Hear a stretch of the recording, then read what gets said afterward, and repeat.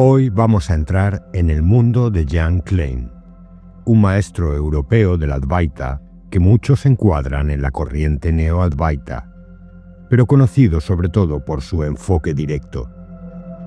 Klein no venía de un ashram, estudió música y medicina, pero como tantos sintió que faltaba algo. En los años 50 se fue a la India y en Bangalore, su encuentro con Panditji le llevó a una comprensión sencilla. La paz se reconoce cuando deja de buscarse. Años después volvió a Europa para compartirlo, viajando y conversando, sin fundar centros ni reunir seguidores. Su estilo era claro, con silencios largos que valían tanto como las frases.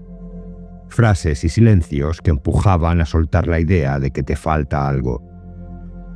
Te dejo ya con citas de La sencillez del ser, de Jan Klein. Comenzamos.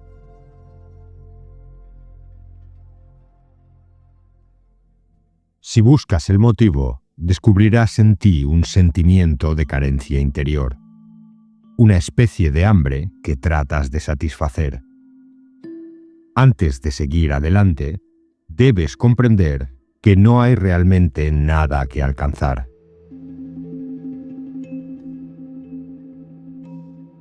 Nunca podemos conocer quiénes somos realmente como conocemos otras cosas, porque somos el proceso de conocer. Debemos, pues, admitir que somos conocimiento. Todo lo demás es solo un concepto. Pero podemos tener un resplandor fugaz de ello, un destello que provoca una certeza que después no podemos olvidar. Por eso nos esforzamos en volver de nuevo a esa situación. Una experiencia está siempre referida a alguien, a un yo.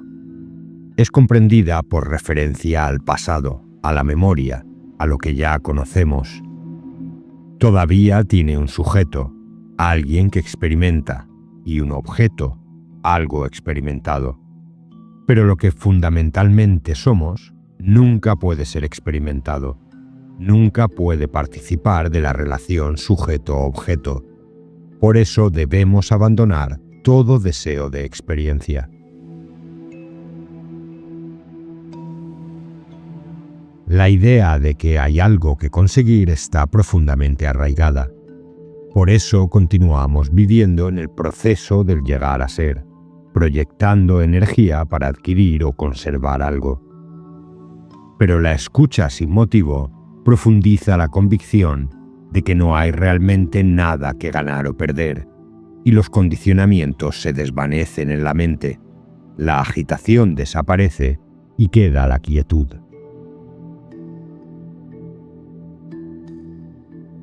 Acepta tus acciones, tus ansias, tus deseos. Aceptarlos te coloca en una situación de inteligencia, de espontaneidad, en la que el universo queda en libertad. Todo lo que anteriormente se encontraba restringido por tus conceptos recupera su expresión natural.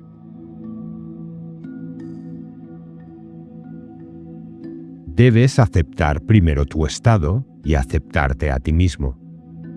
En la aceptación genuina no existe ninguna implicación personal en lo que es aceptado, pues no hay persona. Pero no es una aceptación psicológica. El que ve está completamente fuera de lo que es visto. Solo entonces hay una auténtica transformación. El maestro, al no ofrecerte ningún soporte al que agarrarte, te devuelve a ti mismo, porque tu sí mismo y su sí mismo son idénticos.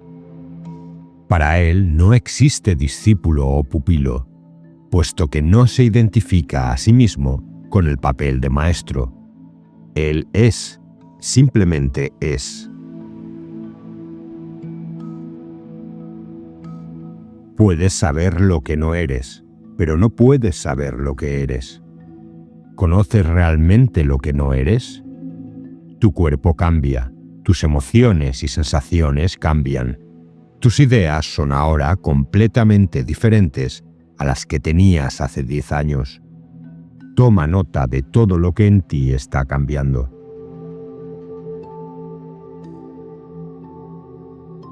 Si sigues el yoga con la intención de alcanzar algo, te desplazas desde tu centro hacia la periferia. Ciertamente, el yoga puede producir un estado de mayor relajación, una mente menos agitada, pero existe el peligro de ir estancándose cada vez más en la relación sujeto-objeto.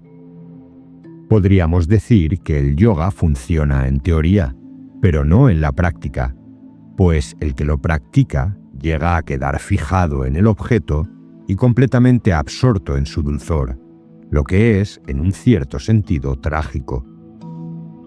El yoga o cualquier otra técnica debería ser seguida solo con la comprensión de que no hay nada que alcanzar. El que busca es lo buscado, y la idea de alcanzar algo es solo una evasión. El ego que desea la perfección es una parte de la imperfección. La mente nunca podrá cambiar a la mente. Observa la carencia de intencionalidad del pensamiento.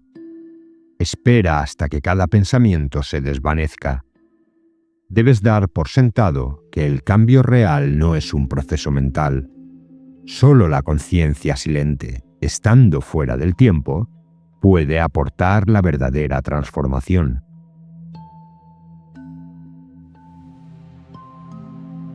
La palabra esfuerzo implica intención, voluntad de realizar algún fin. Pero este fin es una proyección del pasado, de la memoria, y así dejamos de estar presentes al momento actual. Puede ser exacto hablar de una recta atención en el sentido de escucha incondicionada, pero esta atención es diametralmente opuesta al esfuerzo, en tanto que es enteramente libre de orientación, motivación y proyección. Rara vez escuchamos realmente. Vivimos, más o menos, continuamente en el proceso del devenir. Proyectamos una imagen de ser alguien y nos identificamos con ella. Y en tanto nos tomamos por una entidad independiente, hay un hambre continuo, un sentimiento de falta de integridad.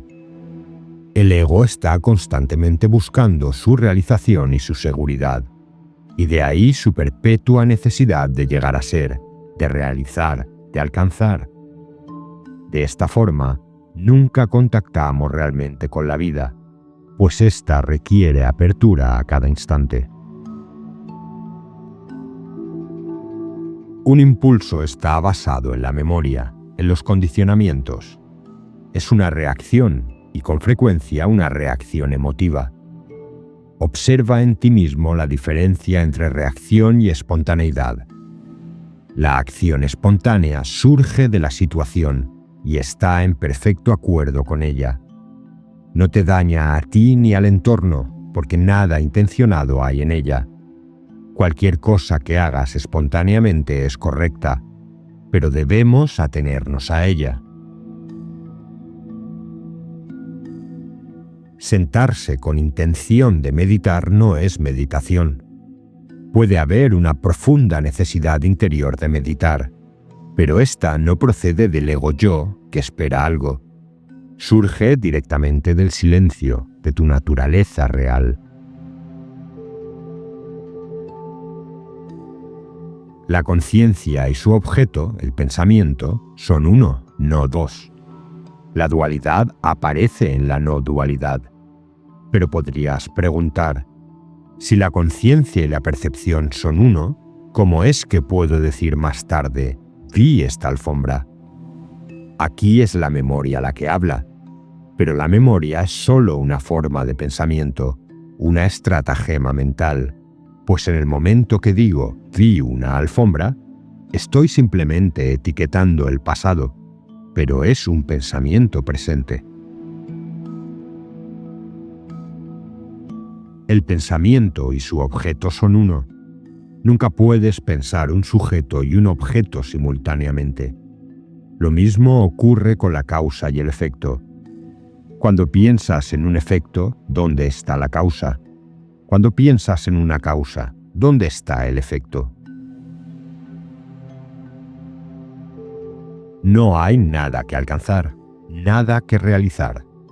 Desde el momento en que admiras algo, entras en una relación sujeto-objeto, pues solo puedes admirar si hay un objeto que pueda ser admirado. Cuando realmente comprendes que un sujeto que admirar existe únicamente porque existe un objeto admirado, dejas de proyectar tu admiración. Todo lo que no eres es un reflejo de lo que eres. Todo lo que no eres es una extensión, una expresión en el espacio-tiempo de lo que realmente eres. Cuando ves el reflejo de la luna en el agua, sabes que si miras hacia arriba verás la luna. No hay actor, solo hay acción, solo un quitarse la chaqueta. En realidad, no hay actor en absoluto. El actor es una superposición, una forma de la memoria que aparece solo después de la acción. En la acción en sí misma no hay más que unidad. Puedes creer que es posible actuar y mientras actúas pensar estoy actuando, pero estas dos cosas no pueden suceder al mismo tiempo. El testigo está siempre presente y es siempre presencia. Es lo que no se identifica con el cambio, con las circunstancias, y en consecuencia las observa. Siempre que tomas nota de un cambio, lo haces desde la posición presente. Es un pensamiento presente. Es esta presencia continua a lo largo de la vida lo que llamamos testigo. No se puede decir que se ha nacido, porque nacimiento y muerte son ideas, conocimiento de segunda mano, algo que te ha sido dicho. Conocer al testigo, por tanto, significa experimentar el carácter de presente en todo cambio.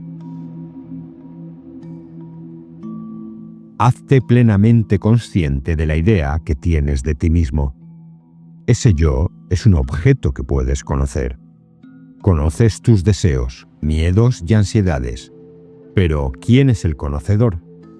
Nunca puedes objetivar al conocedor porque tú eres el conocedor. Así pues, sé el conocedor. No intentes encontrarte a ti mismo en todas partes en una imagen del yo, porque no estás en ninguna parte. Deja de buscarte a ti mismo. Tú puedes conocer la mente.